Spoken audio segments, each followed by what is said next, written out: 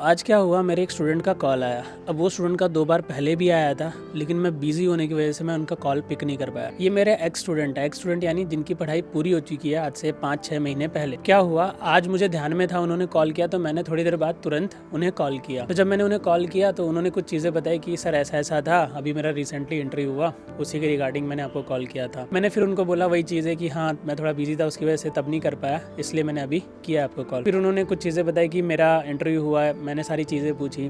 फिर उन्होंने बताया कि सर मुझे एक कंपनी से ऑफ़र मिला था और एक्चुअली वो कंपनी की डिटेल मैंने उन्हें शेयर की थी। डिटेल यानी कंपनी के बारे में और किसे कनेक्ट करना है, किसे अप्रोच करना है, मैंने बताया था क्योंकि मुझे पता था वहाँ पे अपने स्टूडेंट ऑलरेडी जॉब कर रहे थे। तो फिर मैंने बताया था, उन्होंने अप्रोच किया था, वहाँ से उनको रिस्पॉन्ड मिला, इंटरव्यू हुआ और उन्होंने बोला कि ठीक है हम आपको सेलेक्ट कर लेंगे और ये चीज़ें होंगी, इतनी सैलरी होगी और इतना मतलब आपका बॉन्ड होगा। यानी कंपनी ने उनको 3 साल का बॉन्ड बोल दिया। 3 साल का बॉन्ड सुनने के बाद मेरे स्टूडेंट ने मोस्ट प्रॉब्ली क्या किया कि यही डिसाइड किया कि मुझे ज्वाइन नहीं करना है। और ये चीज़ मुझे पता भी नहीं थी, शायद उन्होंने मुझे कनेक्ट किया था उस टाइम पे, लेकिन मैं अवेलेबल नहीं था। जब आज बात हुई तब मुझे पता चला। तो मैंने उन्हें वही बोला कि भाई जब ये चीज़ें थी, इंटरव्यू हुआ और उन्होंने बॉन्ड की बातें बोली, आपको मेरे को इमीडिएट मुझसे डिस्कशन करना चाहिए था, राइट? क्योंकि वहाँ पे उन्होंने डिसाइड कर लिया कि वो ज्वाइन नहीं करना और फिर वो पोस्टपोन्ड पे चला गया। फिर अभी दूसरा इंटरव्यू हुआ और दूसरे में भी समझो कि अभी 2 राउंड ऑफ इंटरव्यू हो चुके हैं और शायद ऑलमोस्ट सेलेक्टेड ही है। अगर सेलेक्टेड होंगे तो पता चली जाएगा। मैंने उन्हें क्या सजेस्ट किया, यहाँ पे जो पूरा कंक्लूजन है, मैं आपको ये वीडियो बना के बताना क्या चाह रहा हूँ, मैं वो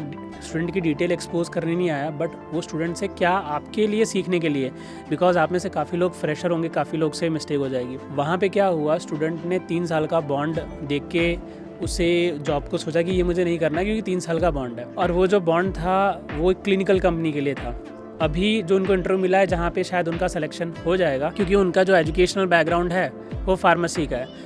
तो आप बैंकिंग में जाना चाहते हो या क्लिनिकल में, क्योंकि क्लिनिकल वाले को आपने होल्ड पे रख दिया है, जो आपने बॉन्ड की वजह से सोचा कि नहीं ज्वाइन करना है, और बैंकिंग वाले का भी आप वेट कर रहे हो। तो फिर उन्होंने बोला कि सर बैंकिंग वाले का देख लेते हैं, अगर रिजल्ट आता है ठीक आता है, सेलेक्ट होता हो तो यहाँ, नहीं तो फिर उनको बात कर लूँगा। क्योंकि मैंने सजेस्ट किया कि देखो जब मार्केट टफ चल रहा होता है, जब काफ़ी लोग जॉब ढूंढ रहे होते हैं और खास करके specially demanding role, demanding technologies का यूज़ हो रहा है या डिमांडिंग रोल है, तो वहाँ पे आपको बहुत ज़्यादा सोचते हुए कि बॉन्ड है ये सब सोचते हुए रुक नहीं जाना है, आपको ज्वाइन कर लेना है। वैसे भी बैठे बैठे क्या ही हो रहा होता है, टाइम वेस्ट हो रहा होता है। लेट सपोज कोई जॉब में 2 साल का बॉन्ड है या 3 साल का बॉन्ड है, आपने ज्वाइन नहीं किया तो आपके 6 महीने 1 साल कभी कभार ऐसे ढूंढते ढूंढते निकल जाते हैं। देखो बॉन्ड है और आपको अगर ज्वाइन नहीं करना है तो आपको ये भी देखना चाहिए कि मैं कहाँ स्टैंड करता हूँ, मेरा एजुकेशनल बैकग्राउंड क्या है, क्या आपने मास्टर्स किया हुआ है, क्या आपने पीएचडी किया हुआ है, क्या आपकी कॉलेज बहुत अच्छी है, क्या आप टॉपर हो, क्या आपका एजुकेशनल बैकग्राउंड एकदम रिलेवेंट है जो जॉब रोल पे आप अप्लाई करना चाहते हो, आपके पास ऐसा क्या है जो आप सोच रहे हो कि मुझे बेस्ट मिलना चाहिए, बड़ी कंपनी मिलनी चाहिए, बड़ी सैलरी मिलनी चाहिए। अगर आपको लगता है ये चीज़ें मुझ में नहीं है, क्योंकि ये सवाल आपको खुद से करना चाहिए। और मार्केट बहुत टफ है और मुझे एक ऑफर मिला है, भले ही वो बॉन्ड है, तो आप ज्वाइन कर लो। अब मैं क्या आपको बॉन्ड में ये मतलब मजूरी करने के लिए बोल रहा हूँ कि आप 3 साल काम करो, ये बिना देखे कि कंपनी कैसी है, क्या पता खराब सैलरी दे रही हो। देखो मैं ऐसा नहीं बोल रहा, मेरे कहने का मतलब ये है, इंडिया में जो बॉन्ड होता है वो उतना फोर्सेबल नहीं होता है। आप कंपनी से नेगोशिएट कर सकते हो, नेगोशिएट यानी आप कंपनी से डिस्कस कर सकते हो। लेट सपोज 3 साल का बॉन्ड है तो आप कंपनी से, लेट सपोज आपको 1.5 साल बाद या 2 साल बाद छोड़ना है, आपको दूसरी कंपनी से अच्छा ऑफर आ रहा है, सेम कंपनी से डिस्कस कर सकते हो कि ऐसी ऐसी बात है, मेरे को दूसरी कंपनी से ऑफर आ रहा है, क्या आप वो ऑफर मैच कर सकते हो, उसके नियर बाई दे सकते हो, क्या पता कंपनी आपको ऑफर मैच करके रिटेन कर ले। या तो कंपनी से आप डिस्कस कर सकते हो, ठीक है मैंने ऑलरेडी 3 साल में से 1.5 साल काम किए और बाकी के लिए जो भी अमाउंट बनता है वो नेगोशिएट करके आप कुछ अमाउंट दे सकते हो। देखो जब कोई कंपनी ने आपको मौका दिया है तो भले ही वहाँ पे बॉन्ड है और कुछ बॉन्ड अमाउंट है, तो थोड़ा बहुत पे करने में कुछ नहीं जाता, आपको बेटर अपॉर्चुनिटी मिल रही है, आगे लाइफ टाइम अच्छा ही अर्न करोगे। ये कुछ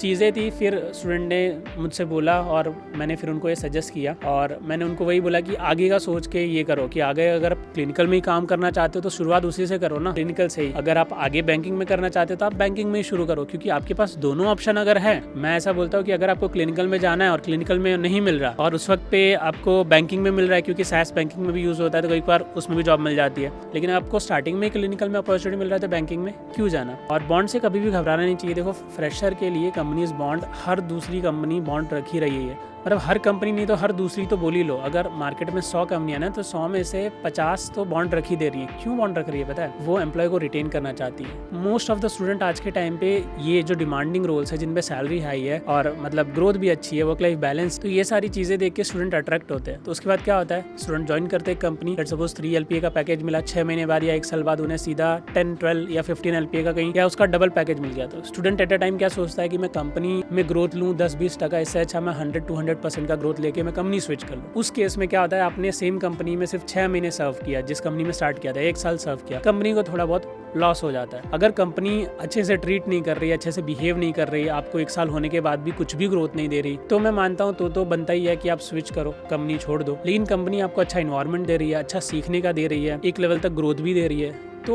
मैं बोलूँगा कि सेम कंपनी में आप सर्व करो, प्रोसेस को पूरा सीखो, नॉलेज को पूरा लो, कम से कम 2 साल काम करो, उसके बाद स्विच करो। तो ये सारी चीज़ें होती हैं जो फ्रेशर को समझनी चाहिए। तो अब मेरा उनसे ये डिस्कशन हुआ, तो मैंने सोचा कि एटलीस्ट जो लर्निंग है उनसे जो मेरा डिस्कशन हुआ, तो जो लर्निंग है वो मैं आपको शेयर करूँ। कभी भी खुद से सवाल करो कि मैं कहाँ पे स्टैंड करता हूँ। हमको बेटर पता होता है कि हम कहाँ स्टैंड करते हैं। अगर आपको फील होता है कि मैं बेस्ट कैंडिडेट हूँ कंपनी के लिए, तो आप बेस्ट कंपनी में अप्लाई करो, टॉप कंपनी में अप्लाई करो, हाई सैलरी लो।